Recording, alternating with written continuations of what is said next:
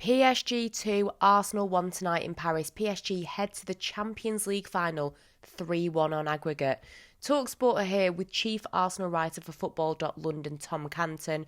Tom, the game is not long finished, and the main question is, why do Mikel Arteta's Arsenal keep falling just short? I think it's really difficult to pinpoint it across multiple games. I think obviously all the games that Arsenal played at this stage of a competition have their own individual reasons. This game in particular was a lot about a lack of finishing quality. I think they ended the game, or both games, with 5.11 XG.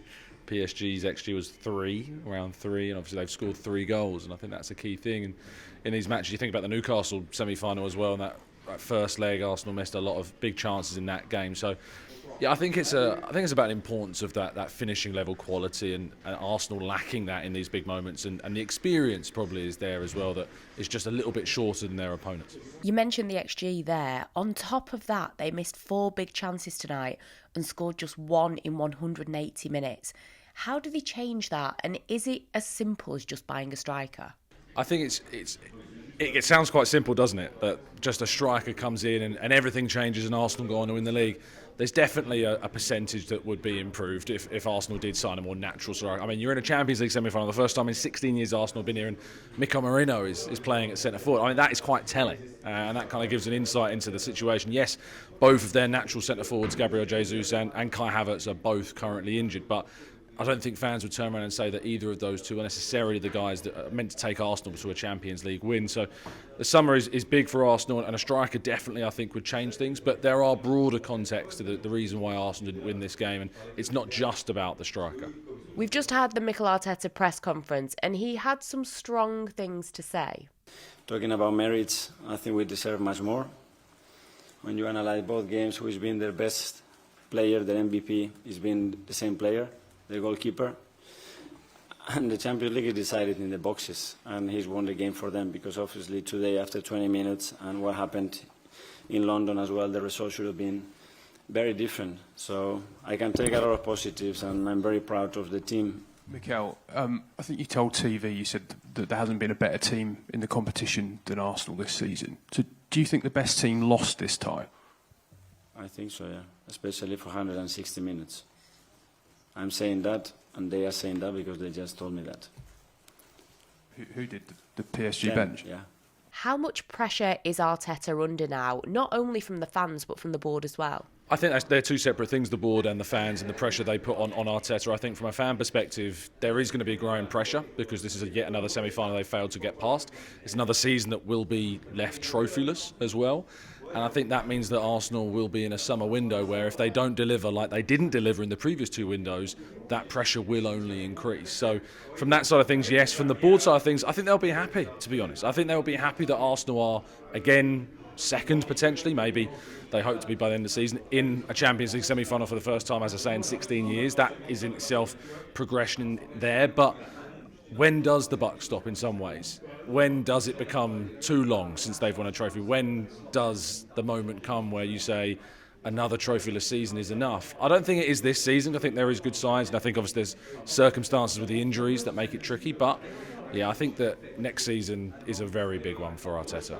Since they first qualified for the Champions League back in 1999, Arsenal have made 1 final and 2 semi-finals. Why are they just not as adept in Europe as a club when you compare it to teams like Manchester United, Liverpool and Chelsea? I think Arteta said it in his post-match press conference, talking about how few of the players in that starting 11 have reached a semi-final. You know, that experience is a really, really big thing. PSG have been to the semi-finals before. They've been to the final before in recent years. Luis Enrique, their manager, has won this competition, of course, as well. So that is a lot of experience that the team that they're facing have that they don't. But that isn't an excuse to, not take your chances when they come, to not be more clinical in these moments, to not make decisions leading up to this point in transfer windows to give you the best opportunity. They had January. They didn't take those opportunities in January to strengthen the team in key areas like the forward line when they knew players were absent. So there is a combination of reasons why Arsenal are faltering. Experience, yes, is key. Transfers is another one. And things beyond their control, like injuries, for example. But there is just a preparedness element that maybe is slightly lacking. You've spoken about transfers. Do you worry that the last 2 transfer windows might seem like a failure now for Arsenal? In the summer, they bought Calafiori, who's been injured way too much, and Mikel Merino. They loaned Raheem Sterling. then did nothing in January. Does that look maybe a bit criminal now after 2 seasons of growth in the years before? The January window was a failure the minute it closed because they didn't sign any players. The summer window was a failure in the regard of not adding the key position of the forward player. They really wanted Benjamin Sesko at the beginning of that transfer window, and they couldn't get him, and they didn't pivot. They didn't move for an alternative. They didn't move for any other player in that ilk. And signing Raheem Sterling on deadline day, who didn't play a minute tonight. And I think, that tells you if you're signing a forward player in a summer transfer window and you reach a Champions League semi-final and that player's not getting a single minute of action, that's very telling. Calafiori and Marino started tonight, in that centre-forward role, not his main position, and that comes about because of many circumstances. But both of those two, I think, have an impact to make at Arsenal, but without question, this summer transfer window has to be looked at as a minimum 9 out of 10 when we come to its conclusion. And I think Arsenal fans will have doubts about whether or not that will happen, but I think it's a case of needs must, and it being a summer where they cannot afford anything like has come before. How worried should Arsenal be about their chances of keeping big players like William Saliba if they don't start winning major trophies? Well, for William Saliba, of course, the team that wants him, Real Madrid, are the team that Arsenal knocked out. So there is some context there. Real Madrid may not win a trophy themselves this season, but we know that they are far more likely overall on average to pick up those trophies at the moment than Arsenal. And yeah, it does start to come into the fold. I think players like Bukayo Saka, you've got that more of a natural attachment that they have to Arsenal.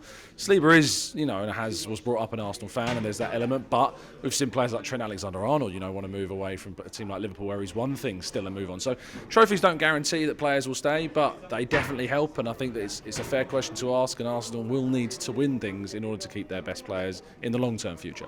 A lot of hype around Thomas Partey tonight as he came back into the Arsenal team. He was at fault for both goals though tonight, and he's out of contract in the summer.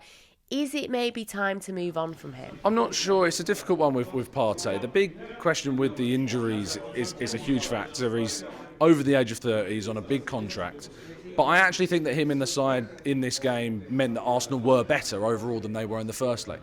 The reason he wasn't in the first leg was because of his own fault. Again, he got that yellow card in the Real Madrid second leg, and that meant he was suspended. And I think a lot of fans may end up pinpointing that moment, perhaps with Partey being suspended, as overall in the tie, why Arsenal lacked a little bit of that edge in the midfield. So if Arsenal decide to keep hold of him in the summer, it's because of the season that he's had, and he has had a very good season, and it's because they're confident that it's the right decision to make.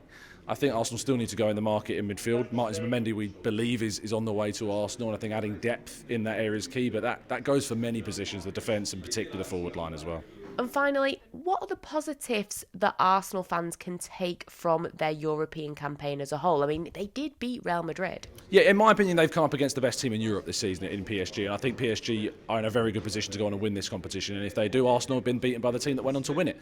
And they've beaten a team like Real Madrid, as we've talked about. And I think that experience there of getting to a Champions League semi-final, first time in 16 years they've managed to do that, is not meant to be something of an anomaly. It's meant to be something which will be a more regularity at Arsenal, and they will take this and I think move into next season looking to get to a similar stage and beyond. Every single season under Arteta, they've either got slightly further in the league, better points, not this season, but this season the Champions League, they have gone further. So there's another element of progress to point to. But it's about whether or not now Arsenal have stagnated in that progression and whether or not we've reached the conclusion of something else, but I think that conversation will come in a year's time.